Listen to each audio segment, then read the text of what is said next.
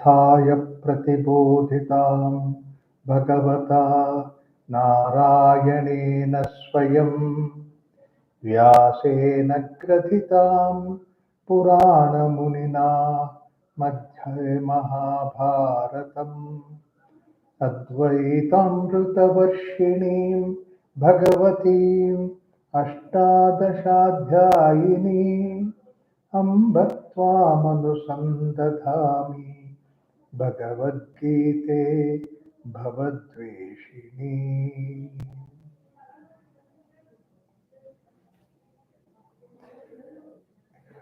ಎಲ್ಲರೂ ಕೃಷ್ಣ ಜನ್ಮಾಷ್ಟಮಿ ಸಂದರ್ಭದಲ್ಲಿ ಶುಭಾಶಯಗಳು.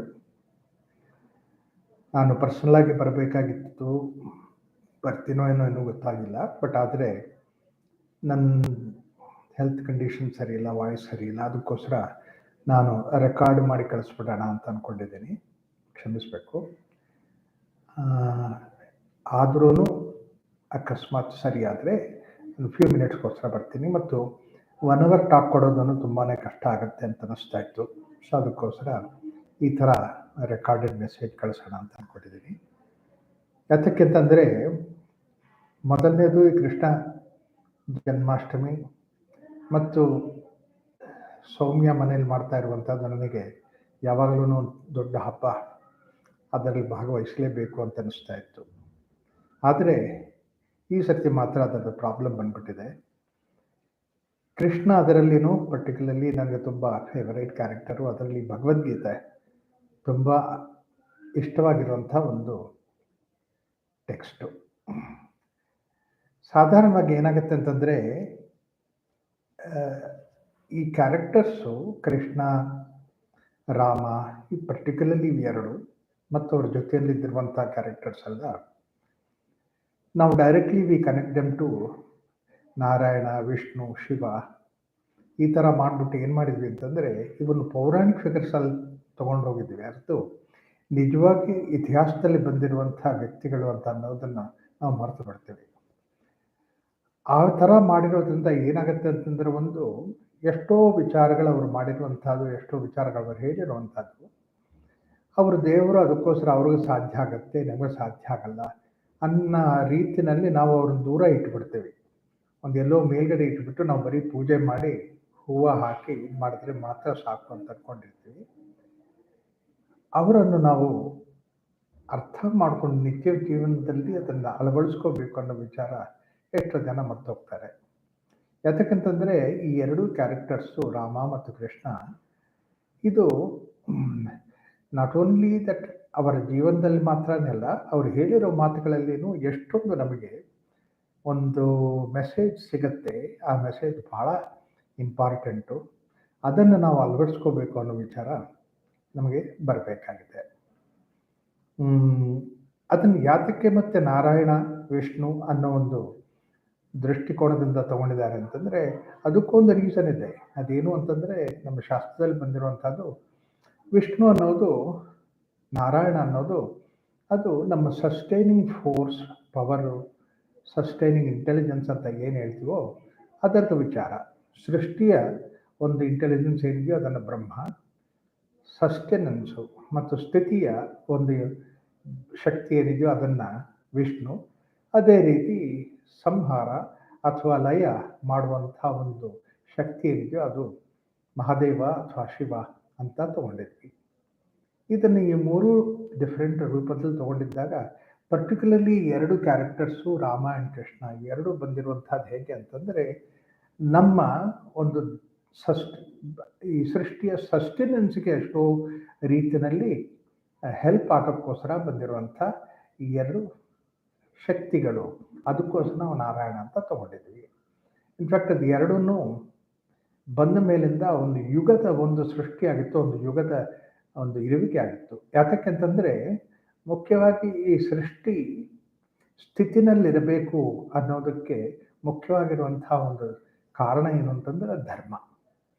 ಧರ್ಮ ಇದ್ದಾಗ ಈ ಸ್ಥಿತಿನಲ್ಲಿ ಒಂದು ಹೊಂದಾಣಿಕೆ, ಒಂದು ರೀತಿಯಲ್ಲಿ ಹಾರ್ಮನಿ ಇರೋಕ್ಕೆ ಸಾಧ್ಯ ಆಗತ್ತೆ. ಯಾವಾಗ ಧರ್ಮ ಭ್ರಷ್ಟವಾಗಿರ್ತೀವೋ, ಧರ್ಮ ಬಿಟ್ಟು ಹೋಗ್ತೀವೋ, ಆವಾಗ ಈ ಒಂದು ಸ್ಥಿತಿನಲ್ಲಿ ಬಂದಿರುವಂಥ ಒಂದು ಹೊಂದಾಣಿಕೆ, ಹಾರ್ಮನಿ ಮತ್ತು ಇಲ್ಲಿ ಬಂದಿರುವಂಥ ಒಂದು ಫೆಸ್ಟಿವಿಟಿ, ದಟ್ ಮೀನ್ಸ್ ಟು ಸೇ ನಾವಿದನ್ನು ಅನುಭವಿಸುವಂಥದ್ದು ಏನಿದೆಯೋ ಅದು ಕಡಿಮೆ ಆಗ್ತಾ ಇರುತ್ತೆ. ಅದಕ್ಕೋಸ್ಕರನೇ ಶಾಸ್ತ್ರದಲ್ಲಿ ಹೇಳಿರೋದು ಧರ್ಮೋ ರಕ್ಷತೆ ರಕ್ಷಿತಃ. ಧರ್ಮವನ್ನು ನಾವು ನಡೆದುಕೊಂಡ್ರೆ ಅದು ನಮ್ಮನ್ನು ಕಾಪಾಡ್ತಾ ಇರುತ್ತೆ. ಇನ್ಫ್ಯಾಕ್ಟ್ ಅದು ಎಂಥ ಆಳವಾಗಿರುವಂಥ ಸ್ಟೇಟ್ಮೆಂಟ್ ಅಂತಂದರೆ, ಯಾವಾಗ ಧರ್ಮವನ್ನು ನಾವು ಇಟ್ಕೊಂಡಿರ್ತೀವೋ ಆ ಧರ್ಮ ನಮ್ಮನ್ನು ರಕ್ಷಿಸುತ್ತೆ. ಯಾವಾಗ ಧರ್ಮ ಬಿಟ್ಟು ಹೋಗ್ತೀವೋ ಆವಾಗ ನಮಗೆ ನಾವೇ ಒಂದು ಡೆತ್ನ ಇನ್ವೈಟ್ ಮಾಡ್ದಂಗೆ ಆಗುತ್ತೆ ಅನ್ನೋ ವಿಚಾರ. ಇದು ಈ ಎರಡೂ ಶಕ್ತಿಗಳೇನಿದೆಯೋ ರಾಮ ಮತ್ತು ಕೃಷ್ಣ ಬಂದಿರುವಂಥದ್ದು ನಮ್ಮಲ್ಲಿ ಆ ಧರ್ಮ ಇಟ್ಕೊಳ್ಳೋಕ್ಕೋಸ್ಕರ ಬಂದಿರುವಂಥದ್ದು. ಅದನ್ನೇ ಈ ಟೀಚಿಂಗ್ಸ್ನಲ್ಲಿ ಬಂದಿರುವಂಥ ಆಳವಾಗಿರುವಂಥ message. Like Rama before he goes on to the mission, ಅದು ಹೋಗೋಕ್ಕೆ ಮುಂಚೆ ಜನಕ ಭರತ ದಶರಥನ ಹತ್ರ ವಿಶ್ವಾಮಿತ್ರ ಬರ್ತಾನೆ, ಬಂದು ನನ್ನ ಯಾಗವನ್ನು ರಕ್ಷಣೆ ಮಾಡೋಕ್ಕೋಸ್ಕರ ನನಗೆ ರಾಮನ ಕಳಿಸು ಅಂತ ಹೇಳ್ತಾನೆ.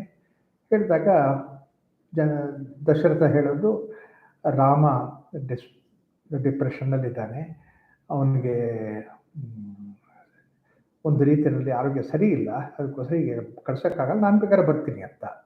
ಆದರೆ ವಿಶ್ವಾಮಿತ್ರ ವಸಿಷ್ಠ ಇಬ್ಬರಿಗೂ ಗೊತ್ತು, ಯಾಕಂದರೆ ಮಹರ್ಷಿಗಳು ಅವ್ರಿಗೆ ಇದು ರಾಮ ಬರೀ ಹೋಗೋ ಮಾತ್ರನೇ ಅದ, ಪ್ರೊಟೆಕ್ಷನ್ ಮಾಡೋಕ್ಕೋಸ್ಕರನಲ್ಲ, ಇದು ಒಂದು ಮುಂದೆ ಆಗುವಂಥ ಒಂದು ಧರ್ಮದ ಕಲ್ಪನೆ, ಅದನ್ನು ಸಸ್ಟೆನೆನ್ಸ್ ಮಾಡೋಕ್ಕೋಸ್ಕರ ಬಂದಿರುವಂಥ ಒಂದು ಶಕ್ತಿ ರಾಮ ಅನ್ನೋದು ಇವ್ರಿಗೆ ಗೊತ್ತಿರುತ್ತೆ. ಅದಕ್ಕೋಸ್ಕರನೇ ಅವ್ರು ಹೇಳ್ತಾರೆ, ಇಲ್ಲ ಅಮ್ಮನೇ ಹೋಗಬೇಕು, ದಶರಥ ನೀನು ಹೋಗೋ ಹಾಗಿಲ್ಲ ಅಂತ ಹೇಳಿದಾಗ, ಮತ್ತು ಈ ಥರ ಇದೆಯಲ್ಲ ಅಂತಂದರೆ ಅದನ್ನು ಬೇಕಾದ್ರೆ ಸರಿ ಮಾಡೋಣ ಅಂತ ಹೇಳ್ಬಿಟ್ಟು ವಸಿಷ್ಠ ರಾಮನಿಗೆ ಆವಾಗ ಒಂದು ಪೂರ್ತಿ ಯೋಗದ ವಿಚಾರ ಹೇಳ್ಕೊಡ್ತಾನೆ. ಅದೇ ಯೋಗ ವಾಸಿಷ್ಠ ಅನ್ನೋ ಮಹತ್ತರವಾಗಿರುವಂಥ ಗ್ರಂಥ ಬಂದಿರುವಂಥದ್ದು. ಅದರಲ್ಲಿ 32,000 ಶ್ಲೋಕಾಸ್ ಅಂತ ಹೇಳ್ತಾರೆ. ಆದರೆ ಅಷ್ಟೊಂದು ಶ್ಲೋಕಗಳಿಂದ ಬಂತು, ಮತ್ತು ಅದನ್ನು ಓದಾಗ್ಲೂ ನಮಗೆ ಬೇರೆ ಬೇರೆ ಕ್ಯಾರೆಕ್ಟರ್ಸ್ ಎಲ್ಲ ಬರುತ್ತೆ. ಅದು ಹೆಂಗೆ ಬಂತು, ಇಷ್ಟೆಲ್ಲ ಯಾಕೆ ವಸಿಷ್ಠ ಹೇಳ್ತಾರೆ ಅಂತಂದರೆ, ಆ್ಯಕ್ಚುಲಿ ವಸಿಷ್ಠ ಹೇಳಿರುವಂಥದ್ದು ಸಿದ್ಧಾಂತ, ಅದನ್ನು ಪುಸ್ತಕದಲ್ಲಿ ಬರೆಯುವಾಗ ಲೇಟರ್ ಆನ್ ಬಂದಿರುವಂಥ ಆಥರ್ಸು ಯೋಗ ವಾಸಿಷ್ಠ ಬರೆಯುವಾಗ ಅದರಲ್ಲಿ ಕೆಲವು ದೃಷ್ಟಾಂತಗಳ ಎಕ್ಸಾಂಪಲ್ಸನ್ನು ಸೇರಿಸ್ಕೊಂಡಿದ್ದಾರೆ. ಅದು ಮಚ್ ಲೇಟರ್ ಆಗಿರುವಂಥ ವಿಚಾರಗಳು, ಅದಕ್ಕೋಸ್ಕರ ಅದರಲ್ಲಿ ಆ ಎಕ್ಸಾಂಪಲ್ಸ್ ಎಲ್ಲ ಸೇರಿಕೊಂಡು ಆದರೆ ಸೆಂಟ್ರಲ್ ಥೀಮ್ ಏನಿದೆಯೋ ಅದನ್ನು ಹಾಗೆ ಉಳಿಸ್ಕೊಂಡು ಬಂದಿದ್ದಾರೆ, ಮೆಸೇಜ್ ಉಳಿಸ್ಕೊಂಡು ಬಂದಿದ್ದಾರೆ. ಅದರ ಪರಿಣಾಮ ಏನಾಗಿದೆ ಅಂತಂದರೆ, at the end of the whole of Yoga Vasishtha ಆದ ನಂತರ ವಸಿಷ್ಠ ರಾಮ ಸರಿಯಾಗ್ತಾನೆ. ಆವಾಗ ವಿಶ್ವಾಮಿತ್ರನ ಜೊತೆಯಲ್ಲಿ ಹೋದಾಗ ಅಲ್ಲಿ ಮಲಗಿರುವಾಗ ವಿಶ್ವಾಮಿತ್ರ ಆಶ್ರಮದಲ್ಲಿ ಬೆಳಗ್ಗೆ ಎದ್ದಾಗ ವಿಶ್ವಾಮಿತ್ರ ಅವರನ್ನು ಎಬ್ಸೋದು ಹೇಳಿರುವಂಥ ಒಂದು ಶ್ಲೋಕ, ಮಹತ್ತರವಾಗಿರುವಂಥ ಶ್ಲೋಕ ಅದು. It cost very great impression. ಅದೇನು ಅಂತಂದರೆ, ಕೌಸಲ್ಯ ಸುಪ್ರಜಾರಾಮ ಸುಪೂರ್ವ ಸಂಧ್ಯಾ ಪ್ರವರ್ಧತೆ ಉತ್ತಿಷ್ಠ ನರಶಾರ್ದೂಲ ಕರ್ತವ್ಯಂ ದೈವಮಾನ್ಯಿಕಂ. ಒರಿಜಿನಲ್ ರಾಮಾಯಣದಲ್ಲಿ ಇದು ಹೋಲ್ ಆಫ್ ಯೋಗ ವಾಸಿಷ್ಠ ಕೊಟ್ಟಿಲ್ಲ, ಬಟ್ ಇದಿಷ್ಟು ಮಾತ್ರ ಕೊಟ್ಟಿದ್ದಾರೆ. ಏನಂತಂದರೆ, ವಸಿಷ್ಠ ರಾಮ ಒಂದು ಗೈಡೆನ್ಸ್ ಪಡೆದ ಮೇಲೆ ವಿಶ್ವಾಮಿತ್ರನ ಜೊತೆಯಲ್ಲಿ ಹೋದಾಗ ಈ ಶ್ಲೋಕ ಅಲ್ಲಿ ಶುರು ಆಗುತ್ತೆ. ಆ ಶ್ಲೋಕದ ಒಂದು ಮೀನಿಂಗ್ ಏನಿದೆ ಅಂತಂದರೆ, ದೈವಮಾನ್ಯಿಕಂ ಕರ್ತವ್ಯಂ, ದೇವರಿಂದ ಒಂದು ನಿರ್ದಿಷ್ಟವಾಗಿರುವಂಥ ಕರ್ತವ್ಯವನ್ನು ಉಳಿಸೋಕ್ಕೋಸ್ಕರ, ಅದನ್ನು ಮಾಡೋಕ್ಕೋಸ್ಕರ ಬಂದಿರುವಂತಹ ರಾಮ, ಗೆಟ್ ಅಪ್, ನೀವು ಹೇಳು, ಕೌಸಲ್ಯ ಸುಪ್ರಜಾ ರಾಮ, ನೀನು ಹೇಳು, ಯಾಕಂದರೆ ಇಲ್ಲಿಂದ ಶುರುವಾಗತ್ತೆ ಅಂತ. ಅದೇ ರೀತಿಯಲ್ಲಿ ಅದನ್ನು ಹೇಳಿದ ರೀತಿಯಲ್ಲಿ ಆ ಶ್ಲೋಕದ ಸಾರಾಂಶ ಹೇಳಿದ್ದು ಅದೇ ರೀತಿಯಲ್ಲಿ ರಾಮನ ಲೈಫಲ್ಲಿ ಆ ಮೊಮೆಂಟಿಂದ ಶುರುವಾಗಿರುವಂಥದ್ದು, ತಾಟಕಿ ವಧಾಲಿಂದ ಶುರುವಾಗಿರುವಂಥದ್ದು. The whole Ramayana is based on establishing dharma. So ರಾಮನ ಕ್ಯಾರೆಕ್ಟರ್ ಬಂದಿರುವಂಥದ್ದು ಈ ಸೃಷ್ಟಿಗೆ ಅದನ್ನೊಂದು ಧರ್ಮವನ್ನು ಎಸ್ಟಾಬ್ಲಿಷ್ ಮಾಡೋಕ್ಕೋಸ್ಕರ ಬಂದಿರುವಂಥದ್ದು. ಧರ್ಮವನ್ನು ಎಸ್ಟಾಬ್ಲಿಷ್ ಮಾಡೋಕ್ಕೋಸ್ಕರ ಬಂದಿರುವಂಥ ಕ್ಯಾರೆಕ್ಟರ್ ಸೋ ಎಕ್ಸ್ಟ್ರಾರ್ಡಿನರಿ. ಅದಕ್ಕೋಸ್ಕರ ನಾವು ರಾಮನ್ನು ವಿಷ್ಣು ಅವತಾರ ಅಂತ ತಗೊಂಡಿದ್ವಿ. ಅದೇ ರೀತಿ ಕೃಷ್ಣನ ವಿಚಾರದಲ್ಲಿನೂ ಬಂದಾಗ ಕೃಷ್ಣ ತನ್ನ ಒಂದು ಧರ್ಮವನ್ನು ಎಸ್ಟಾಬ್ಲಿಷ್ ಮಾಡೋಕ್ಕೋಸ್ಕರ ಬಂದಿರುವಂಥ ಪ್ರಯತ್ನದಲ್ಲಿ ಪಾಂಡವರು ಸೇರಿಸ್ಕೊಂಡಿರುವಂಥದ್ದು ಮೇನ್ ಇಂಪಾರ್ಟೆಂಟ್ ಐಡಿಯಾ. ಅವನು ಕೃಷ್ಣನ ಟ್ರೈನಿಂಗ್ ಆದ ತಕ್ಷಣ ಸಾಂದೀಪನಿ ಆಶ್ರಮದಿಂದ ಹೋಗಿ ಪಾಂಡವನ ಹುಡುಕಿ ಕರ್ಕೊಂಡ್ಬಂದು ಅವ್ರ ಜೊತೆಯಲ್ಲಿದ್ದು ಧರ್ಮದ ಹಾದಿನಲ್ಲಿ ಅವರು ನಡೆಯೋ ಥರ ಮಾಡಿ ಮಾಡಿ ಮಾಡಿ ಎಷ್ಟು ಕಷ್ಟಪಡ್ತಾನೆ ಕೃಷ್ಣ. ಇವನು ಪೂರ್ತಿ ಆ ಪಾಂಡವರ ಕೈಯಲ್ಲಿ ಆ ಧರ್ಮವನ್ನು ನೆಲೆಕೊಡಬೇಕು ಅಂತ ಅನ್ನೋ ಒಂದು ಉದ್ದೇಶದಲ್ಲಿ ಇಷ್ಟೆಲ್ಲ ಅಜ್ಞಾತವಾಸ ಅರಣ್ಯವಾಸ ಎಲ್ಲ ಆದ ನಂತರ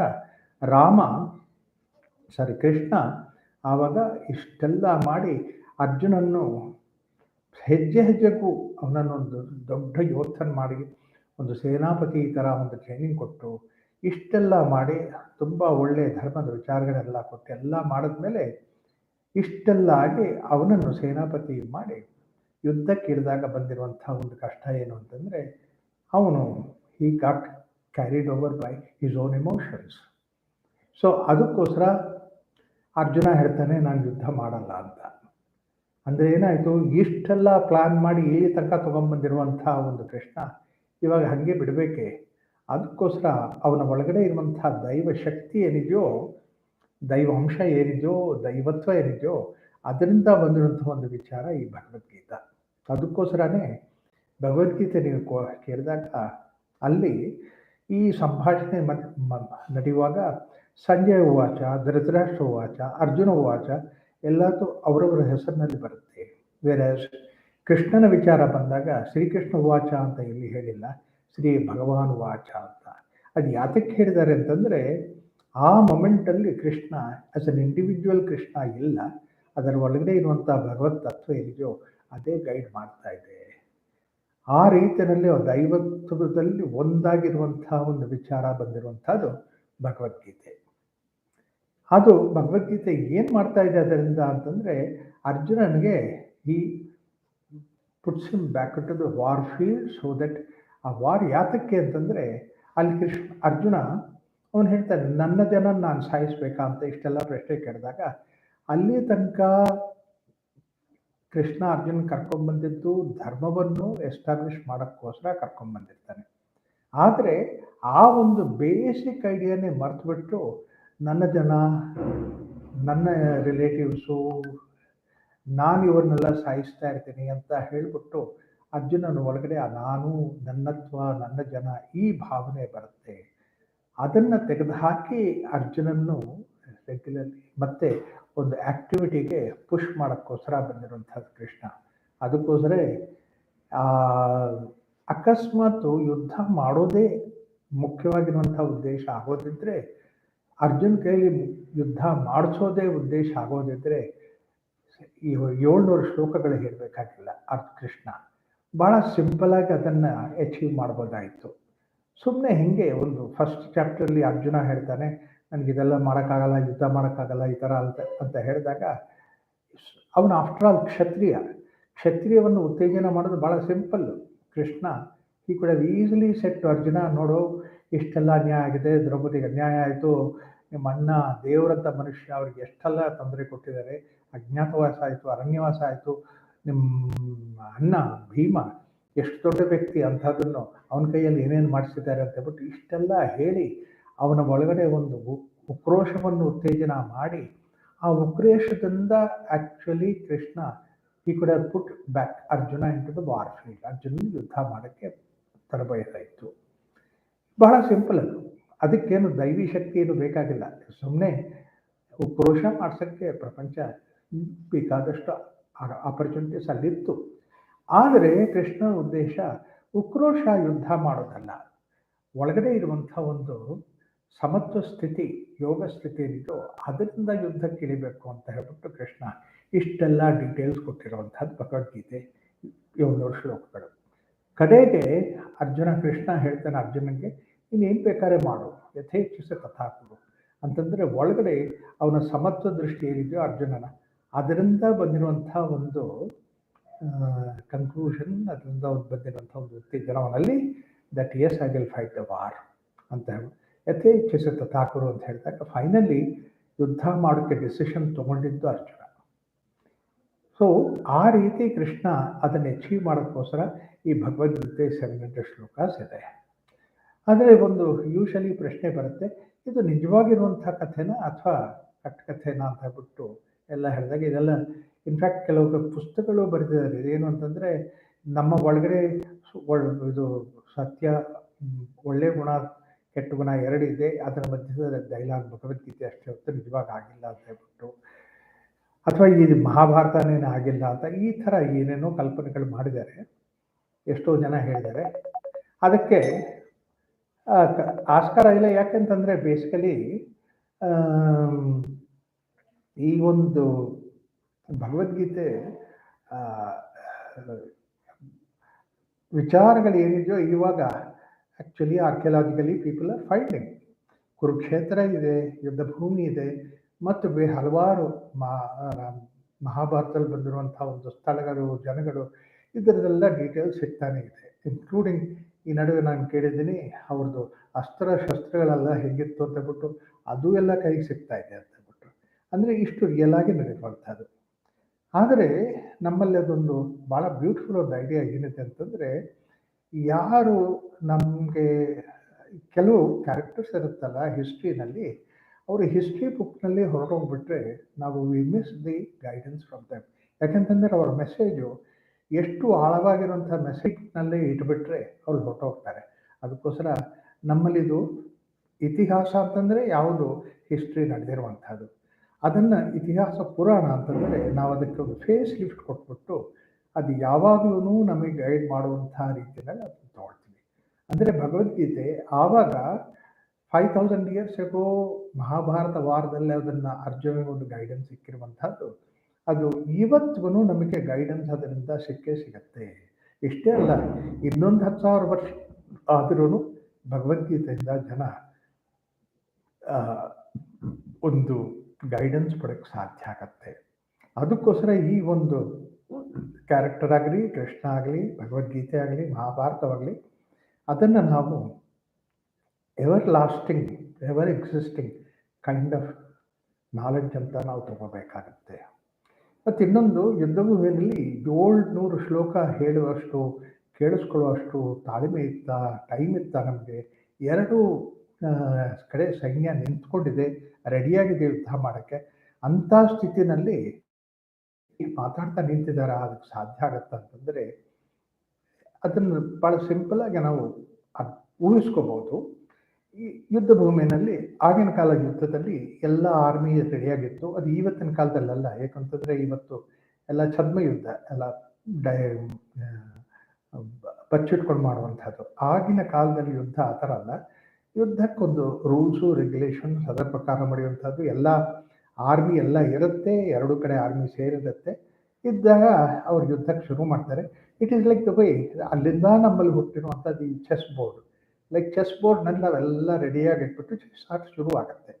ಆ ರೀತಿಯಲ್ಲಿ ಯುದ್ಧಕ್ಕೆಲ್ಲ ರೆಡಿಯಾಗಿರ್ತಾರೆ. ಅದಾದಮೇಲೆ ಲಾಸ್ಟ್ ಅಡ್ಜಸ್ಟ್ಮೆಂಟ್ಸ್ ನಡೀತಾ ಇರುತ್ತೆ.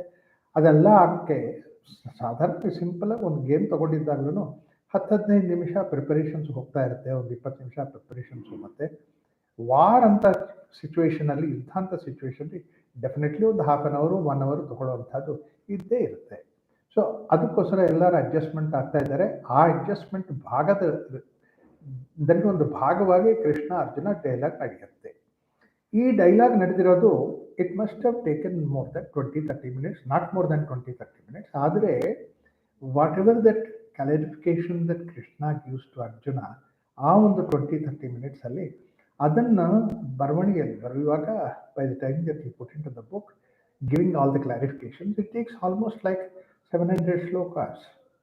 ಸೊ ಅದನ್ನು ಸ್ವಲ್ಪ ಎಲಾಬ್ರೇಟ್ ಮಾಡಿ ಇದೆಲ್ಲ ಮಾಡಿ ಪುಸ್ತಕ ಫಾರಮ್ನಲ್ಲಿ ಬಂದಾಗ ಭಗವದ್ಗೀತೆ ಅಷ್ಟೊತ್ತಿಗೆ 700 ಶ್ಲೋಕಾಸ್ ಆಯಿತು. ಸಾಧಾರಣವಾಗಿ ನಮ್ಮಲ್ಲಿ ಗೊತ್ತಾಗುತ್ತೆ ಪಿಕ್ಟೋರಿಯಲ್ ವರ್ಲ್ಡ್ ಏನಿದೆಯೋ ಅದಕ್ಕೂ ವರ್ಬಲ್ ವರ್ಲ್ಡ್ಗೂ ಇಂಥ ಒಂದು ಡಿಫ್ರೆನ್ಸ್ ಇದ್ದೇ ಇರುತ್ತೆ.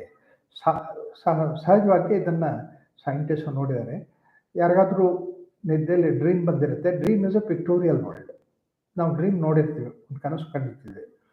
ಅದನ್ನು ಆ್ಯಕ್ಚುಲಿ ಈಗಿನ ಕಾಲದಲ್ಲಿ ಅದನ್ನು ರೆಕಾರ್ಡ್ ನೋಡ್ಬೋದು.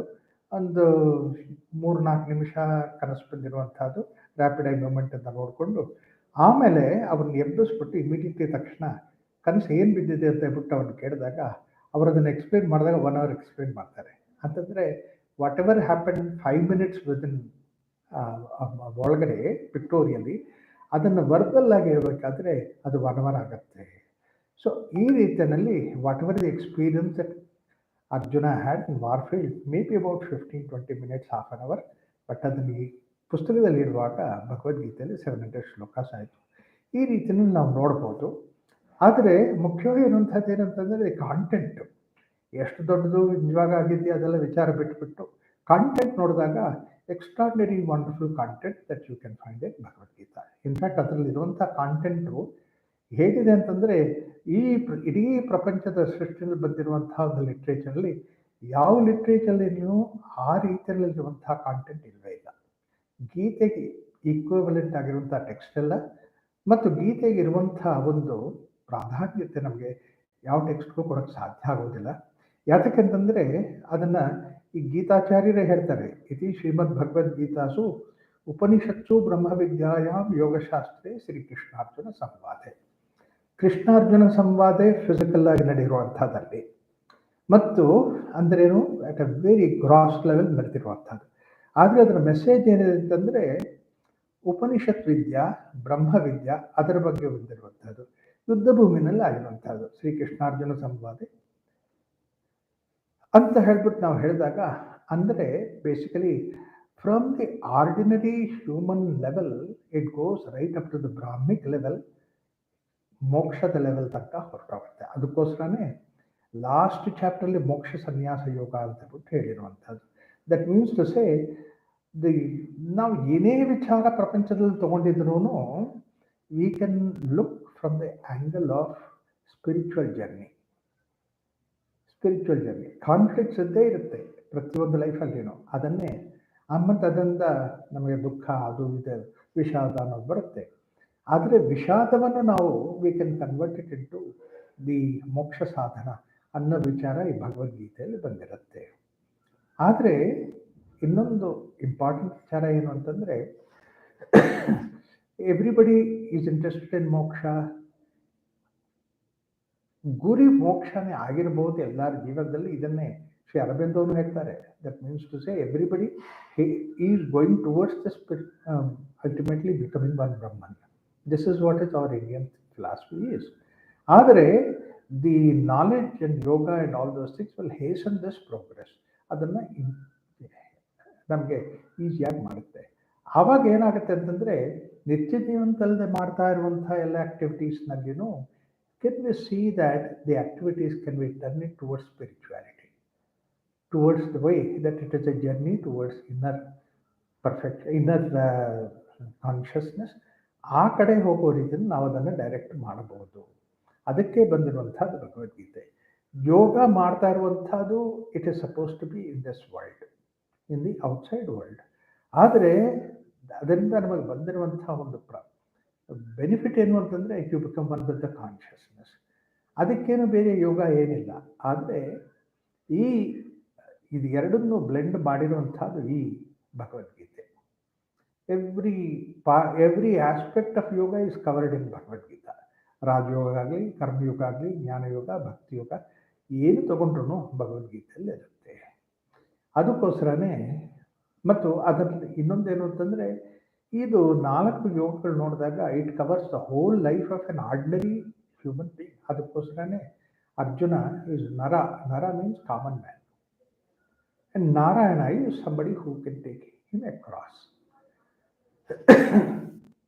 ಸೊ ಈ ರೀತಿಯಲ್ಲಿ the whole of Bhagavad Gita is a journey towards the spiritual direction. And one can take this life, one can take many lives, it does not matter. But only thing is that this journey is something which is set by Bhagavad Gita. It is not taking you away from the world outside. ನಮ್ಮ ನಿತ್ಯ ಜೀವನದಿಂದ ನಮ್ಮನ್ನು ದೂರ ಮಾಡುವಂಥ ಒಂದು knowledge Bhagavad Gita ಕೊಡ್ತಾ ಇಲ್ಲ. Actually ನಿತ್ಯ ಜೀವನದಲ್ಲಿ ಯಾವ ರೀತಿಯಲ್ಲಿ ನಾವು ಸ್ಪಿರಿಚುವಲ್ ಪ್ರೋಗ್ರೆಸ್ಸನ್ನು ಕಂಡುಬಹುದು ಅನ್ನೋ ವಿಚಾರ ಭಗವದ್ಗೀತೆ ಕೊಡ್ತಾ ಇರೋಂಥದ್ದು ಅಂತ ನನ್ನ ಉದ್ದೇಶ. The way that I look at it. So therefore basically that it applies in the normal day-to-day life because Arjuna is a common man. ಆದರೆ ಒಂದೇನು ಅಂತಂದರೆ, before even we come to that we should find out what is ಅಧಿಕಾರಿತ್ವ ಅಂತ. So ಅಧಿಕಾರಿ ಅಂತ ನಮ್ಮ ಶಾಸ್ತ್ರ ನಾರ್ಮಲಾಗಿ ಬಂದಿರುತ್ತೆ. Who is eligible for this particular journey ಅಂತ ನೋಡಿದಾಗ ಭಗವದ್ಗೀತೆ ನಮಗೆ ಕ್ಲಿಯರಾಗಿ ಕಾಣುವಂಥದ್ದು it's a dialogue between Krishna and Arjuna.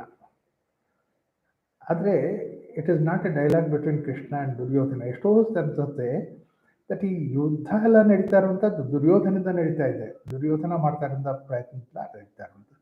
ಆದರೆ ದುರ್ಯೋಧನ ಹ್ಯಾಪಿಯಾಗಿದ್ದಾನೆ, ಅವನಿಗೇನು ಪ್ರಾಬ್ಲಮ್ ಇರಲಿಲ್ಲ. ಅರ್ಜುನಿಗೆ ಕಷ್ಟ ಬಂತು, ಅರ್ಜುನನೇ ಓಡೋಗ್ಬೇಕು ಅಂತ ಹೇಳ್ತಾ ಇರ್ತಾನೆ. ಈ ಓಡೋಗ್ಬೇಕು ಅನ್ನೋದನ್ನು ಅರ್ಜುನ, ಅದಕ್ಕೆ ಕಾರಣ ಅರ್ಜುನ ಕ್ಲಿಯರಾಗಿ ಹೇಳುವಂಥದ್ದು, ಅಯ್ಯೋ ನನ್ನ ಜನ ನಾನು ಸಾಯಿಸ್ಬೇಕಾ, ಇವರೆಲ್ಲ ನಮ್ಮ ಟೀಚರ್ಸು, ನಾನು ಅವರಿಂದ ಕಲ್ತಿರುವಂಥದ್ದು, ನನ್ನ ತಾತ ಇದ್ದಾರೆ, ಭೀಷ್ಮ ಪಿತಾಮಹ ಇದ್ದಾನೆ, ಇಂಥವ್ರ ಜೊತೆ ನಾನು ಯುದ್ಧ ಮಾಡಿ ಅಂಥ ಬಂದಿರುವಂಥ ರಕ್ತದಲ್ಲಿ ಕೊಟ್ಟಿರುವಂಥ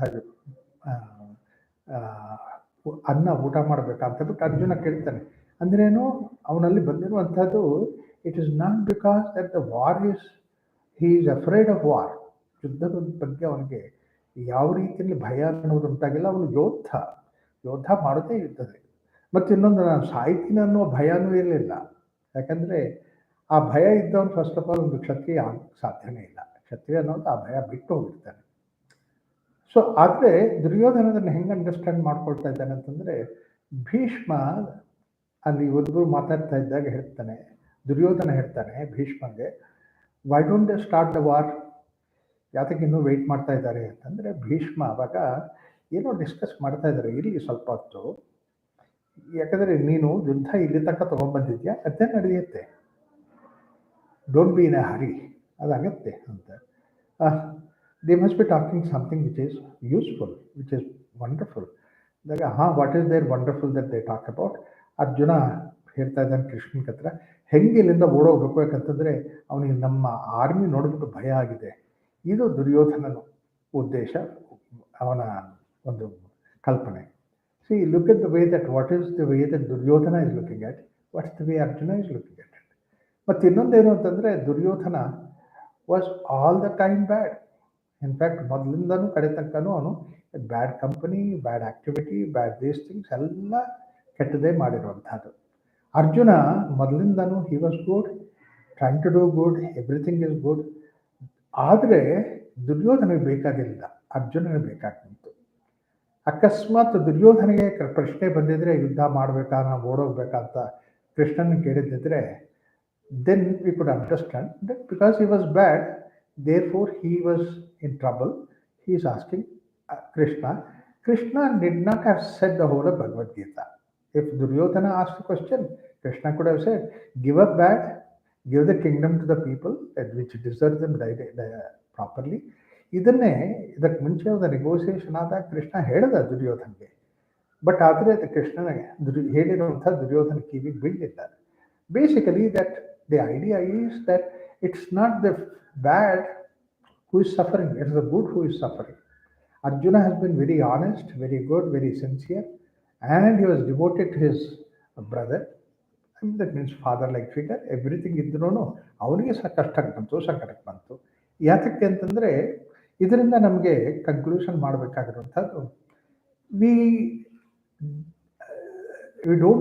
we do good expecting that we don't suffer. ಒಳ್ಳೆತನ ಮಾಡಿದ್ರಿಂದ ನಮಗೆ ಸಫರಿಂಗ್ ಇರಲ್ಲ ಅನ್ನೋ ಒಂದು ನಾವು ಅಸಂಪ್ಷನ್ ಇಟ್ಕೊಂಡಿದ್ವಿ. ಹಾಗೇನಿಲ್ಲ. ಇನ್ಫ್ಯಾಕ್ಟ್ ಒಳ್ಳೆತನ ಮಾಡೋದ್ರಿಂದ ನಮಗೆ ಕಷ್ಟ ಬರೋಕ್ಕೆ, ಕಷ್ಟದಿಂದ ನಾವು ಸೇವ್ ಮಾಡ್ಕೋಬೋದು ಅನ್ನೋ ವಿಚಾರ ಇಲ್ಲ. ಯಾಕಂತಂದರೆ ನಮ್ಮ ಈ ಶಾಸ್ತ್ರದಲ್ಲಿ ಗೊತ್ತಾಗುತ್ತಲ್ಲ, Rama was extraordinary person but he suffered, and Krishna was extraordinary person, he had to go through all this, Pandavas were extraordinary. So ಅದೇ ರೀತಿ ನಾವು ಬೇರೆ ನಮ್ಮ ದೇಶದ ಹಿಸ್ಟ್ರಿ ನೋಡಿದಾಗಲೂ, look at the way whether it is Rana Pratap or anybody for that matter, they were are so honest, good, sincere, and then they suffered that. ಅದರಿಂದ ಒಂದು ಪ್ರಶ್ನೆ ಬರುತ್ತೆ, ಒಂದು ಕ್ಲಾರಿಫಿಕೇಶನ್ ನಮಗೆ ಸಿಗುವಂಥದ್ದು ಏನು ಅಂತಂದರೆ, we are not following good because that we want to escape from the suffering. ಅದಿಲ್ಲವೇ ಇಲ್ಲ. That means to say good has intrinsically a value. ನಾವು ಒಳ್ಳೆತನ ಮಾಡ್ತಾ ಇರೋದು ಯಾತಕ್ಕೆ ಅಂತಂದರೆ, ಒಳ್ಳೆತನ ಅಂತಂದರೆ ನಮಗೆ ಅದಕ್ಕೆ ಬೆಲೆ ಇದೆ. ಸತ್ಯ ನಾನು ಹೇಳ್ತಾ ಇದ್ದೀನಿ ಅಂತಂದರೆ, ಅಸತ್ಯ ಹೇಳಿದ್ರೆ ನಮಗೆ ಕಷ್ಟಕ್ಕೆ ಬರುತ್ತೆ, ಅದಕ್ಕೋಸ್ಕರ ಸತ್ಯ ಹೇಳ್ತಾ ಇದ್ದೀನಿ, ಅದರಿಂದ ತಪ್ಕೊಳ್ತಾ ಇದ್ದೀನಿ ಅಂತಂದರೆ it is not a moralistic idea that way. ನನಗೇನೋ ಕಷ್ಟ ಬರುತ್ತೆ ಅದಕ್ಕೋಸ್ಕರ ಸತ್ಯ ಹೇಳ್ತಾ ಇದ್ದೀನಿ, ನನಗೇನೋ ಕಷ್ಟ ಬರುತ್ತೆ ಅದಕ್ಕೋಸ್ಕರ ನಾನು ಅಹಿಂಸಾ ಫಾಲೋ ಮಾಡ್ತಾ ಇದ್ದೀನಿ ಅಂತಂದರೆ ಅದಲ್ಲ. ಯಾಕೆಂತಂದರೆ ಸತ್ಯ ಅಹಿಂಸಾ ಇವೆಲ್ಲ ಧರ್ಮಗಳೇನಿದೆಯೋ ಇದು ಅದರಲ್ಲೇ ಒಂದು ಇಂಟ್ರೆನ್ಸಿಕ್ ವ್ಯಾಲ್ಯೂ ಇದೆ. ಮನುಷ್ಯ ಅಧರ್ಮವನ್ನು ಹಿಡ್ಕೊಂಡಿದ್ದಾಗ ಅಲ್ಲಿಂದ ಫಸ್ಟು ಹೆಜ್ಜೆ ಏಳುವಂಥದ್ದು ಧರ್ಮದ ಕಡೆ. So first step that one has to go towards is dharma, intrinsically coming from within. It is not because of some happening from outside. ಮತ್ತು ಈ ಧರ್ಮ ಏನು ಅಂತಂದರೆ ರೂಲ್ಸ್ ಆ್ಯಂಡ್ ರೆಗ್ಯುಲೇಷನ್ಸ್ ಇವೆ. ಅದಕ್ಕೋಸ್ಕರ 2 ಲೆವೆಲ್ಸ್ನಲ್ಲಿ ಇರುತ್ತೆ. ಒಂದು ನೈತಿಕವಾಗಿ ಇರುವಂಥ ಲೆವೆಲ್, ದಟ್ಸ್ ವಾಟ್ ಈಸ್ ನೀತಿಬದ್ಧವಾಗಿರುವಂಥ ಲೆವೆಲ್ ವ್ಯಾಲ್ಯೂಸ್. ಎರಡನೇದು ಧರ್ಮಬದ್ಧವಾಗಿರುವಂಥದ್ದು. ನೀತಿ ಅಂತಂದರೆ the laws are made so that our lives are easy. ಅದಕ್ಕೋಸ್ಕರ ಲಾ ಅನ್ನೋದಿರುವಂಥದ್ದು. Law is created by human being. A society creates a law. The ruling in the society will create a law and then we follow the law. ಆದರೆ one very important point that we need to understand is that wherever there is law, then we should see that we own the law. It's not because of somebody else that we are following the law, but we have intrinsically value for that law that we follow it. Like for example, that a traffic law is there, a rule is there, that you go on the right side of your road or the left side of your road. We follow that. We don't violate that. Not because that the police will catch you or not because something will happen. ಏನು ಇಲ್ಲ, ನಾನು rule ಇದೆ, ಆ rule ನಂದು. ಯಾಕಂದರೆ ದೇಶ ನಂದು, ಈ ಪ್ರಾಂತ ನಂದು, ಈ ಪೊಲೀಸ್ ನಂದೇ, ಈ ಜುಡಿಷಿಯರಿ ನಂದೇ, ಎಲ್ಲ ಈ ರೂಲ್ಸ್ ನಂದೇ. ದೇರ್ ಫೋರ್ ನಾನು ಫಾಲೋ ಮಾಡ್ತೀನಿ. ಇದೆಲ್ಲ ನನಗೆ ಸೇರಿರುವಂಥದ್ದು. ಅಂದ್ರೇನು, law should come from within. ಒಂದು ಸರ್ತಿ ಏನಾಯಿತು, ಕ್ಯಾಲಿಫೋರ್ನಿಯಾ ಶಿಕಾಗೋನಲ್ಲಿದ್ದೆ. ಮಧ್ಯರಾತ್ರಿ 12 ಗಂಟೆ 1 ಗಂಟೆ ಟೈಮ್ನಲ್ಲಿ ಯಾವ ಕಾರು ಇಲ್ಲ, ಸಬರ್ಬಲ್ಲಿ ನಾವು ನನ್ನ ಫ್ರೆಂಡು ನಾವಿಬ್ಬರೇ ಕಾರಲ್ಲಿ ಬರ್ತಾ ಇದ್ದಾಗ ಅಲ್ಲೊಂದು ಟ್ರಾಫಿಕ್ ಲೈಟ್ ಸಿಗ್ನಲ್ ಇತ್ತು, ಸ್ಟಾಪ್ ಸೈನು. ಆ ಸ್ಟಾಪ್ ಸೈನ್ ಇದ್ದಾಗ ಆ ಸ್ಟಾಪ್ ಸೈನ್ ನೋಡ್ಬಿಟ್ಟು ಅವ್ನು ಕಾರ್ ನಿಲ್ಲಿಸ್ಬಿಟ್ಟು ಆಮೇಲೆ ಮತ್ತೆ ಶುರು ಮಾಡೋದು. ನಾನು ಹೇಳಿದೆ, ಕಾರ್ ಯಾತಕ್ಕೆ ನಿಲ್ಲಿಸ್ದೆ ಅದು, ಅಲ್ಲಿ ಸ್ಟಾಪ್ ಸೈನ್ ಇದೆ ಅದಕ್ಕೋಸ್ಕರ ನಿಲ್ಲಿಸಿದ್ದೀನಿ ಅಂತ. ನಾನು ನೋಡಿದ್ದೀನಿ ಸ್ಟಾಪ್ ಸೈನ್ ಇದ್ದಾಗ ಕಾರ್ ನಿಲ್ಲಿಸ್ಬೇಕು ಅಂತಿದೆ, ನಿಲ್ಲಿಸಿದ್ಯಾ, ಮತ್ತು ಯಾಕೆ ನಿಲ್ಲಿಸಿದ್ಯಾ ಅಂತ ಕೇಳಿದೆ. ಇಲ್ಲ, ಅದು ಸ್ಟಾಪ್ ಸೈನಲ್ಲಿ ನಾವು ಯಾಕೆ ನಿಲ್ಲಿಸ್ಬೇಕು ಅಂತಂದರೆ ಆ ಕಡೆ ಈ ಕಡೆಯಿಂದ ಬೇರೆ ವೆಹಿಕಲ್ಸ್ ಬಂದಾಗ ನಾವಲ್ಲಿ ನಿಲ್ಲಿಸಿ ಆ ಕಡೆ ಈ ಕಡೆ ನೋಡ್ಬಿಟ್ಟು ಯಾವ ವೆಹಿಕಲ್ಗೂ ಅಡ್ಡ ಬರ್ದಿರ ಅವು ಹೋದ್ಮೇಲೆ ನಾವು ಹೋಗಬೇಕು, ಅದಕ್ಕೋಸ್ಕರ ಈ ಸ್ಟಾಪ್ ಸೈನ್ ಇರೋದು. ಮತ್ತು ಇವಾಗ ನಾನು ಕೇಳಿದೆ ಇಮಿಡಿಯೇಟ್ಲಿ, ಮಧ್ಯರಾತ್ರಿ ಯಾವ ವೆಹಿಕಲ್ ಇಲ್ಲ, ನಮ್ಮದೇ ಒಂದೇ ಕಾರು ಬರ್ತಾ ಇರುವಂಥದ್ದು, ಮೈಲ್ಸ್ ಟುಗೆದರ್ ಯಾವುದೂ ಕಾರಿಲ್ಲ, ಅಂಥದ್ದು ಯಾತಕ್ಕೆ ನಿಲ್ಲಿಸಿದ್ಯಾ? ನಾನು ನಿಲ್ಲಿಸ್ತಾ ಇದ್ದರೆ ಪೊಲೀಸ್ ಕ್ಯಾಚ್ ಮಾಡ್ತಾರೆ, ಟಿಕೆಟ್ ಕೊಡ್ತಾರೆ. ನಾನು ಹೇಳಿದೆ, ಪೊಲೀಸು ಇಲ್ಲ ಇಲ್ಲಿ ಟಿಕೆಟ್ ಕೊಡೋಕ್ಕೆ, ಆದರೆ ನೀನು ಯಾತಕ್ಕೆ ನಿಲ್ಲಿಸಿದ್ಯಾ ಅಂತ. ಅವ್ರಿಗೆ ಇರಿಟೇಟ್ ಆಗೋಯ್ತು. ಇರಿಟೇಟ್ ಆಗಿಬಿಟ್ಟು ಕಾರ್ ಪಕ್ಕದಲ್ಲಿ ನಿಲ್ಲಿಸ್ಬಿಟ್ಟು ಕಾರ್ ಇಳಿ ಅಂತ. ಯಾಕೆ ಅಂತಂದರೆ, ನೋಡು, ಟ್ರಾಫಿಕ್ ಸಿಗ್ನಲ್ ಇದೆ, ರೂಲ್ ಇದೆ, ನಾನು ಫಾಲೋ ಮಾಡ್ತೀನಿ, ನೀನು ಇಷ್ಟ ಇಲ್ಲದ್ರೆ ಬೇಡ. ನಾನು ರೂಲ್ ಫಾಲೋ ಮಾಡ್ತಾ ಇರೋದು ಪೊಲೀಸ್ಗೋಸ್ಕರ ಅಲ್ಲ, ಬೇರೆ ವೆಹಿಕಲ್ಸ್ಗೋಸ್ಕರ ಅಲ್ಲ, but because this rule belongs to me. ನಾನು ಈ ದೇಶಕ್ಕೆ ಅಮೆರಿಕಕ್ಕೆ ಸಂಬಂಧಪಟ್ಟಿರೋ citizen. So laws belong to me, rules belong to me. ಅವನಿಗೆ ಎಷ್ಟು ಬ್ಯೂಟಿಫುಲ್ ಆಗಿ ಹೇಳ್ದ. ಆ ಒಂದು ವಿಚಾರಕ್ಕೋಸ್ಕರ ನಾನು ಒಂದು ಪ್ರಶ್ನೆ ಕೇಳಿದೆ, ಇರಿಟೇಟ್ ಮಾಡೋಕ್ಕೋಸ್ಕರ ಅಲ್ಲ. ನಾವು ಹಾಗೆ ಮಾಡಬೇಕು.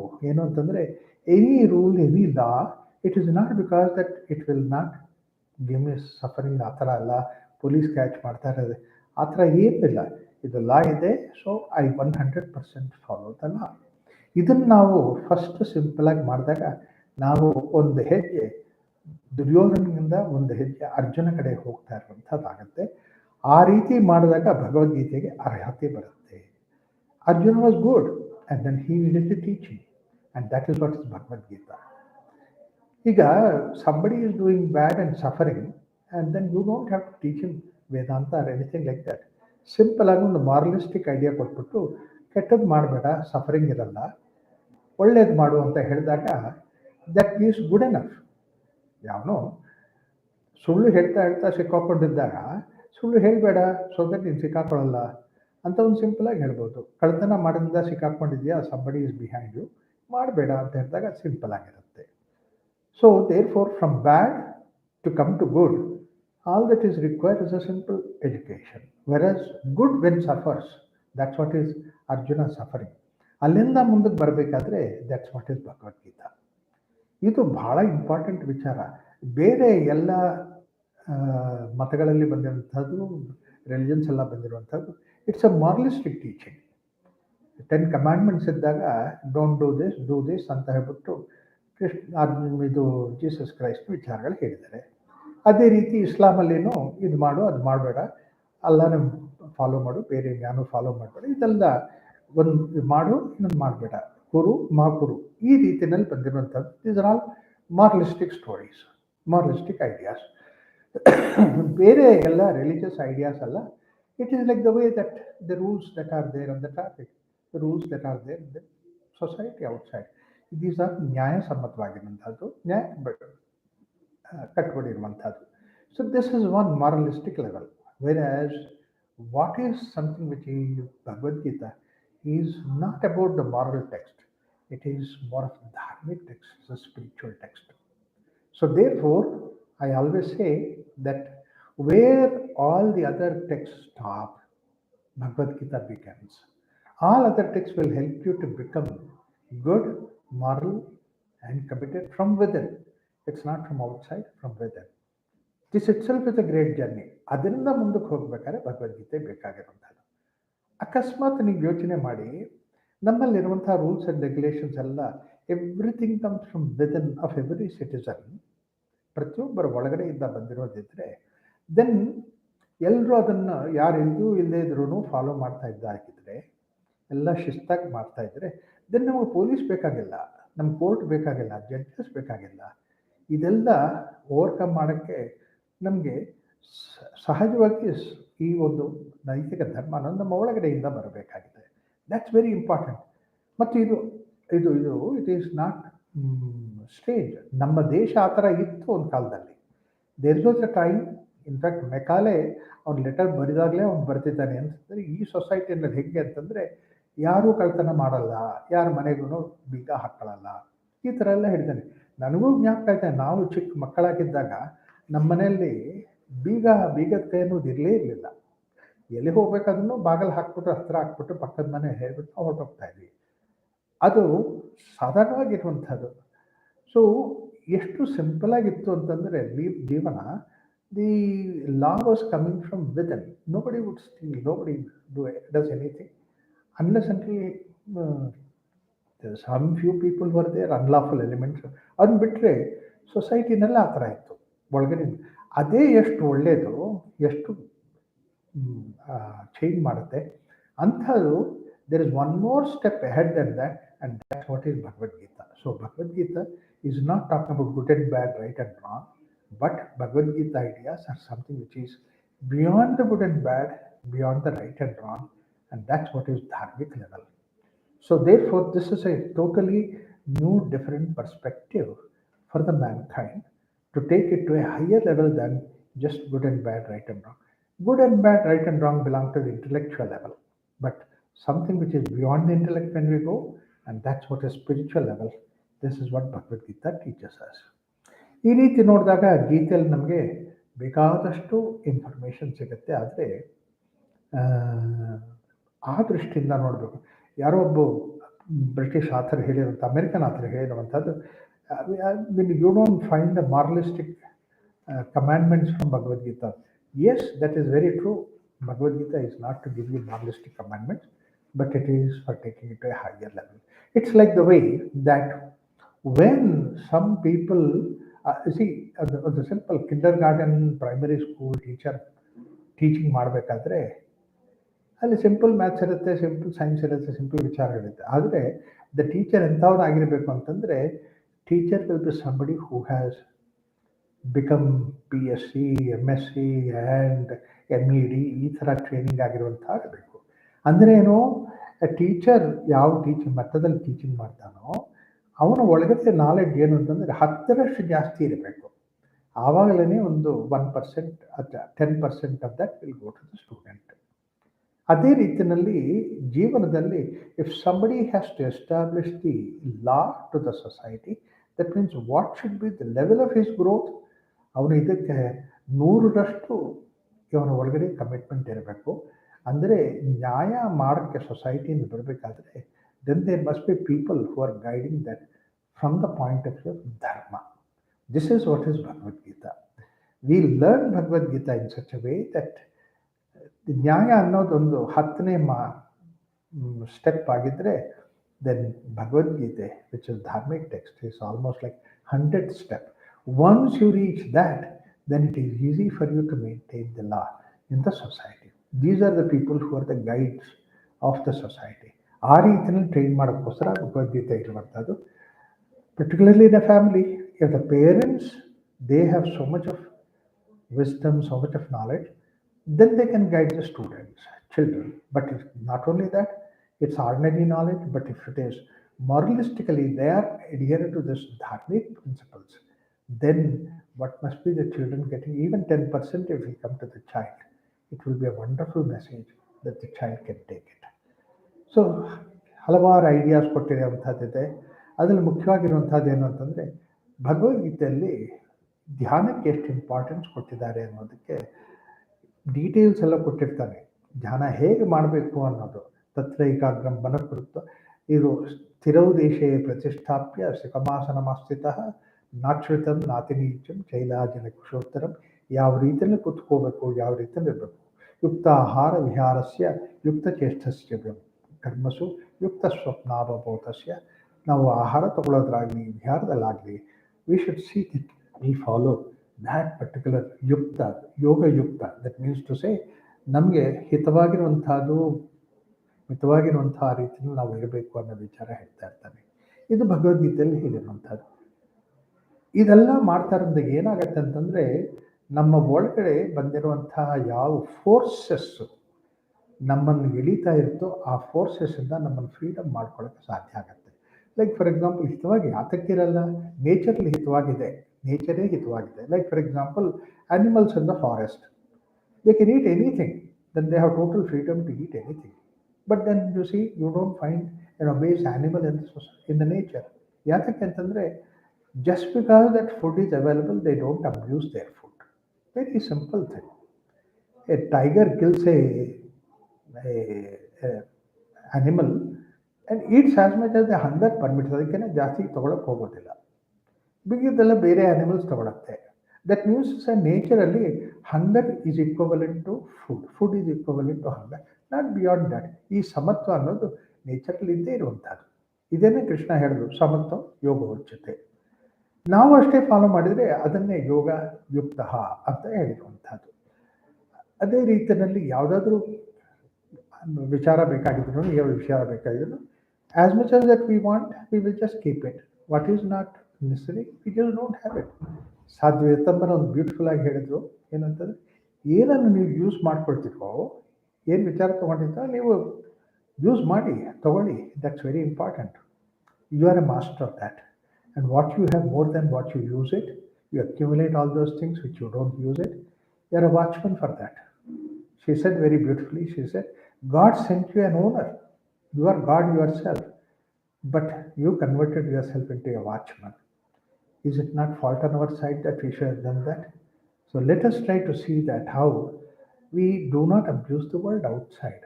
In fact, ಇನ್ನೊಂದೇನು ಅಂತಂದರೆ, ನನಗೋಸ್ಕರ ನನಗೆಷ್ಟು ಬೇಕೋ ಅದಕ್ಕಿಂತ ಜಾಸ್ತಿಯಾಗಿ ನಾನು ಈ ಸೃಷ್ಟಿಯನ್ನು ಉಪಯೋಗಿಸ್ತಾ ಇದ್ದರೆ ನಾನು ಅದರ ಮೇಲೆ ಹಿಂಸೆ ಮಾಡ್ತಾ ಇದ್ದೀನಿ ಅನ್ನೋ ಒಂದು ಭಾವನೆ ಭಗವದ್ಗೀತೆಯಲ್ಲಿ ಕೊಟ್ಟಿದ್ದಾನೆ. So essentially that as much as that you use the nature for the sake of that it is utility. ಆಹಾರ ಆ್ಯಂಡ್ ಹಸಿವು ಇದೆರಡನ್ನು ಕರೆಕ್ಟಾಗಿ ಇದಕ್ಕಿಂತ ಜಾಸ್ತಿ ನಾವು ಮಾಡ್ತಾ ಇದ್ದರೆ then I am abusing the nature, I am not respecting the nature. ಅದಕ್ಕೋಸ್ಕರ ನಮ್ಮಲ್ಲಿ ತುಂಬ ಬ್ಯೂಟಿಫುಲ್ ಆಗಿ ಬಂದಿರುವಂಥದ್ದು, ಇಡೀ ಪ್ರಪಂಚದಲ್ಲಿರುವಂಥ ವಿಚಾರ, ನಾವು ನೇಚರ್ ಯಾವಾಗಲೂ ತುಂಬ ರೆಸ್ಪೆಕ್ಟಿಂದ ನೋಡ್ತೀವಿ. ಆ ರೆಸ್ಪೆಕ್ಟಿಂದಾನೇ ನಾವು ನೋಡಿದಾಗ we really enjoy the nature, we become part of the nature. Nature is there to see that take you along with it. ಇಡೀ ನೇಚರ್ ಕಾಯ್ತಾ ಇದೆ ನಿಮ್ಮ ಜೊತೆಯಲ್ಲಿ ಕರ್ಕೊಂಡು ಹೋಗೋಕ್ಕೋಸ್ಕರ. ನಾವು ಅದನ್ನು ಬಿಟ್ಟು ನಾವು ಅದರ ಮೇಲೆ ನಾವು ನಮ್ಮ ಸಾಮ್ರಾಜ್ಯ ಮಾಡ್ತಾಯಿದ್ರೆ who will be the loser? When the nature, you do not cooperate with the nature, then you will have to face the disaster of the nature. ಈ ಥರ ಹಲವಾರು ಐಡಿಯಾಸ್ ಭಗವದ್ಗೀತೆಯಲ್ಲಿ ಬರುತ್ತೆ.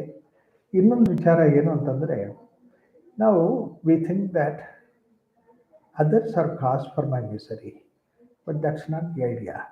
Krishna says very beautifully that ಕರ್ಮ ಮಾಡು ಅಕರ್ಮ ಮಾಡು ಎರಡೂ ಪರವಾಗಿಲ್ಲ, ಎರಡು complementary to each other. Like the way day is complementary to the night, night is complementary to the day. ಆದರೆ ವಿಕರ್ಮ ಮಾಡಬೇಡ ಅಂತ ಹೇಳ್ತಾನೆ. ಎಷ್ಟೋ ಸರ್ತಿ ಈ ವಿಕರ್ಮ ಬೀಂಗ್ ಟ್ರಾನ್ಸ್ಲೇಟೆಡ್ ಆಸ್ ನಿಷಿದ್ಧ ಕರ್ಮ. ದಟ್ ಮೀನ್ಸ್ ನೀನು ಕಳ್ತನ ಮಾಡಬೇಡ, ಸುಳ್ಳು ಹೇಳಬೇಡ, ಅದು ಇದು ಅಂತ ಹೇಳ್ಬಿಟ್ಟು. ಆದರೆ ಕೃಷ್ಣ ಅರ್ಜುನಿಗೆ ಹೇಳುವಾಗ, ಅಕಸ್ಮಾತ್ ಕೃಷ್ಣ ಅರ್ಜುನ್ಗೆ ಹೇಳಿದ್ರೆ ಈ ಥರ ನೀನು ಕಳ್ತನ ಮಾಡಬೇಡ, ಸುಳ್ಳು ಹೇಳಬೇಡ ಅಂತಂದರೆ, Arjuna immediately replies to Krishna, life long ನಾನು ಅದನ್ನೇ ಮಾಡಿದನಯ್ಯ, ಈಗ ಬಂದು ನೀನು ನನಗೆ ಹೇಳ್ತಾ ಇದೆಯಲ್ಲ ಅಂತಂದರೆ, that means to say it is not applicable. ದುರ್ಯೋಧನಿಗೆ ಹೇಳ್ತಾ ಇದ್ರೆ ಅದು ಬೇರೆ ವಿಚಾರ. ಬಟ್ ಕೃಷ್ಣ ಅರ್ಜುನಿಗೆ ಹೇಳಿದಾಗ he may not be saying that follow the righteous path. But ಆದರೆ ವಿಕರ್ಮ ಅನ್ನೋದೇನು ಅಂತಂದರೆ, ನಮ್ಮ ಒಳಗಡೆ ಕರ್ಮ ಮಾಡುವಾಗ ಒಳಗಡೆಯಿಂದ ಒಂದು ಫೋರ್ಸು ಕರ್ಮ ಮಾಡಬೇಡ ಅಂತ ಅದನ್ನೇ ತಡೀತಾ ಇರುವಂಥ ಒಂದು force we created. Let me give an example that I do not want to do an activity. I'm lazily sitting on the couch. But ಹುಡುಗ ಬರ್ತಾನೆ, ನನಗೆ ಸ್ವಲ್ಪ ಹೆಲ್ಪ್ ಮಾಡು ಅಂತ. ಈಗ ಮೂಡಿಲ್ಲ, ಹೆಲ್ಪ್ ಮಾಡೋಕ್ಕಾಗಲ್ಲ ಅಂತ. Immediately wife says, come on, go and help him, because that he tomorrow is an exam. If you don't help him, he will not be able to do it. So finally ವಸ್ತುಸ್ಥಿತಿ ಏನು ಅಂತಂದರೆ, ನಾನು help ಮಾಡಲೇಬೇಕಾಗತ್ತೆ. ಆದರೆ ನಮ್ಮ ಒಳಗಡೆ ಒಂದು ಸತಿ ಯೋಚನೆ ಮಾಡಿ ಏನಾಗುತ್ತೆ ಅಂತಂದರೆ, ಹೆಲ್ಪ್ ಮಾಡಬೇಕು, ಮಾಡ್ತಾ ಇರ್ತೀನಿ, ಆದರೆ ಒಳಗಡೆಯಿಂದ ನಾನ್ಸೆನ್ಸ್, ನಾನು ಯಾಕೆ ಮಾಡ್ತಾ ಇದ್ದೀನಿ, I should have been doing it, I want to take rest, I don't have freedom, I don't have to. See, you decided, your family, your son, you help him. 100% you have to be committed to that. ನನ್ನ ಒಳಗಡೆ ಒಂದು ಭಾಗ of mind says do it, another part of the mind says don't do it, you are wrong, this is bad, and you have no freedom. Who is fighting with you? You are fighting with yourself. You create a negativity within you. This is what is vikarma. Often ನಮ್ಮಲ್ಲಿ ಬಂದಿರುವಂಥ stress, tension ಏನಂತಂದರೆ ಈ ವಿಕರ್ಮದಿಂದ ಬಂದಿರುವಂಥದ್ದು. So there four when ಯೋಚನೆ ಮಾಡಿ ಕೆಲಸ ಮಾಡಬೇಕಾದ್ರೆ ನಿಜವಾಗಿ ಮಾಡಬೇಕಾ, ಅಥವಾ ಕೆಲಸ ಮಾಡದಿದ್ದರೆ ಸುಮ್ಮನೆ ಮಾಡದೇ ಇರಬೇಕಾ ನೋಡಿ, ಅದ್ರ ಪ್ರಕಾರ ಮಾಡಿ. ಅಷ್ಟೇ ಹೊರತು ಕೆಲಸ ಮಾಡುವಾಗ್ಲೂ you create an opposite problem force. ಸುಮ್ಮನೆ ಇದ್ದಾಗಲೂ you create an opposite force. ಎಷ್ಟೋ ಸತಿ ನಾನು ನೋಡ್ತಾ ಇರ್ತೀನಿ, husband will be driving the car or wife will be driving the car, husband will sitting in the passenger seat. Steering ಎಲ್ಲ ಏನೆಲ್ಲ ಕಾಲಿಗೆ ಆಕ್ಸಲೇಟರ್ ಎಲ್ಲ ಆ ಕಡೆ ಇದೆ, ಡ್ರೈವರ್ ಸೀಟಲ್ಲಿದೆ. So that means to say you decided that the other person will drive and then you are keeping quiet. You are sitting quiet. Are you really sitting quiet? ಅಲ್ಲಿ ಕೂತ್ಕೊಂಡು ಈ ಟನ್ ತಗೋ, ಆ ಟನ್ ತಗೋ, ಈ lane ಹೋಗು, ಆ lane ಹೋಗು. I mean, I see people giving all the instruction. That means to say you are not driving, but you are driving. You are fully involved in the driving. Are we not creating a negativity within us? How many times we create this kind of a inner fight? ಈ ರೀತಿ ನಾನು ಒಂದು personality, ಅದಕ್ಕೆ opposite personality ನಾನೇ create ಮಾಡ್ತಾ ಇದ್ದರೆ, ಆಫೀಸ್ಗೆ ಹೋಗಬೇಕು, ಬೆಳಗ್ಗೆ ಕಾರ್ ತೊಗೊಂಡು ಟ್ರಾಫಿಕಲ್ಲಿ ಹೋಗ್ತೀನಿ. ಹೋದಾಗ immediately I see the traffic and I hate the traffic as a horrible traffic. Why this traffic? Bangalore traffic is horror. ಯಾರಪ್ಪ ಮನೆಗೆ ಹೋಗೋಕೆ ಹೇಳಿದಂತ ನೀವೇ. You only decided to go and you have to go to the office. Put 100% mind behind that. ಹೆಂಗೆ ಮಾಡಲ್ಲ, fight ಮಾಡ್ತೀನಿ. Fight ಮಾಡ್ತಾಯಿದ್ರೆ ಯಾರಿಗೆ ಅದರಿಂದ ನಷ್ಟ? ನಮಗೆ ಅಷ್ಟ ಆಗಿರ್ಬಂಥದ್ದು. ಅದಕ್ಕೋಸ್ಕರ ಕೃಷ್ಣ ಭಗವದ್ಗೀತೆಯಲ್ಲಿ ಹೇಳಿದ್ರು, ಉದ್ಧರೇತ ಆತ್ಮನಾತ್ಮಾನಂ ನಾತ್ಮಾನಂ ಅವಸಾದಯೇತ್. ಆತ್ಮೈವ ಹಿ ಆತ್ಮನಾ ಬಂಧು ಆತ್ಮೈವ ರಿಪು ಆತ್ಮನ. ನೀನೇ ನಿನ್ನ ಫ್ರೆಂಡು, ನೀನೇ ನಿನ್ನ ದೋಸ್ತು, ನೀನೇ ನಿನ್ನ enemy. You don't become an enemy for yourself. When you are supposed to do it 100% with that. ಎಷ್ಟು ಸಿಂಪಲ್ ಆಗಿ ಎಷ್ಟು ಆಳವಾಗಿ ಐಡಿಯಾಸ್ ಭಗವದ್ಗೀತೆಯಲ್ಲಿ ನಮಗೆ ನಿತ್ಯ ಜೀವನದಲ್ಲಿ ಕೊಟ್ಟಿರುವಂತಹ ವಿಚಾರಗಳಿದೆ. Therefore Gita is a text which is applicable in the day to day life. ನಾವು ಮತ್ತು ಇನ್ನೊಂದೇನು ಅಂತಂದರೆ life is a wonderful journey. In fact somebody said very beautifully that birth and death, they are connected. Whatever that is born has to die. But life is independent. It is not connected with the birth or death. It's in between. And the life and death are something which God given. God organizes that. You did not decide when to be born. But the life in between is in your hands. You can make it wonderful. You can make it beautiful. I can make it beautiful when I'm in the process of living, and I'm in the process of rejecting whatever the life is there, expecting something which is not there. ಯಾರು create ಮಾಡ್ತಾ ಇರುವಂಥದ್ದು negativity? ನಾನೇ create ಮಾಡ್ತಾ ಇರುವಂಥದ್ದು. ಅದಕ್ಕೋಸ್ಕರ you look at Krishna's life it's a beautiful journey for us, message for us. Born in a prison and then as soon as a born ಪಾಪ Jamuna cross ಮಾಡ್ಕೊಂಡು ಹೋಗ್ಬೇಕಾಗತ್ತೆ. ಅಲ್ಲಿದ್ದಾಗ ಒಂದಾದ್ಮೇಲೆ ಪ್ರಾಬ್ಲಮ್ಸ್ ಬರ್ತಾ ಇರುತ್ತೆ, ರಾಕ್ಷಸರು ಬರ್ತಾ ಇರ್ತಾರೆ. ಇಷ್ಟೆಲ್ಲ ಇದ್ರೂ look at the way Krishna's life, it's full of celebration. Every moment he is not only celebrating, people around him are celebrating. And there is joyous festive mood. Whether he goes into when he was a child, it's a festive mood. When he kills Kamsa, it was a festive mood. Shashipala, it was a festive mood. And when he was in Vrindavan, it was a festive mood. And then he goes to Pandavas in the forest when they were there, it's again a festive mood. Wherever Krishna is there, festivity comes. Joyfulness comes. Life is one of celebration. So that is what we remember Krishna also like that. We don't remember Krishna who is sad, morose in the Yamuna river, and the father is taking him, carrying him, whatever it is. We are not. That is not the picture of Krishna that we have. He is never in a sad mood. Something which is positive. Let us make our life really positive, wonderful. Let's make this journey extraordinary. So every Krishna Janmastami is a festivity, and every day is a Krishna Janmastami for us. Let us do that. This Ashtami is also a very important thing, because Ashta has so many different applications that are there. Particularly in yoga, we have Ashtanga yoga. See there also that all these 8 different limbs are there. 8 limbs of yoga are important. It's not just only asanas or pranayama. We do yama, niyama, asana, pranayama, pratyahara. All these things belong to us. All these things that we follow. ಆ ರೀತಿಯಲ್ಲಿ ತಗೊಂಡಿದ್ದಾಗ the yoga is the way of life. ಬೇರೆಯವರಿಗೆ ಯೋಗ ಅನ್ನೋದು doing something ಅಂತ, ನಮ್ಮಲ್ಲಿ ಆ ಥರ ಅಲ್ಲ. Yoga is a way of life. Yoga is a journey towards the ultimate goal of life. ಕೃಷ್ಣನ ಮೆಸೇಜು ಭಗವದ್ಗೀತೆಯಲ್ಲಿ 5170 years ಹಿಂದೆ ಬಂದಿರುವಂಥದ್ದು. It's not only relevant that day, it is relevant 3000 years ago, relevant today, and it will be relevant in the future. Only thing is that all these messages, ideas that are there in Gita, we'll try to update it to the present day circumstances. We need to put it in a simple language, simple idea of the present day culture, so that we always refresh Bhagavad Gita to the current population. Let us try to think it that way. Let's make this journey possible. Thank you so much. Om Tat Sat. Sri Krishna Arpanamastu. Thank you.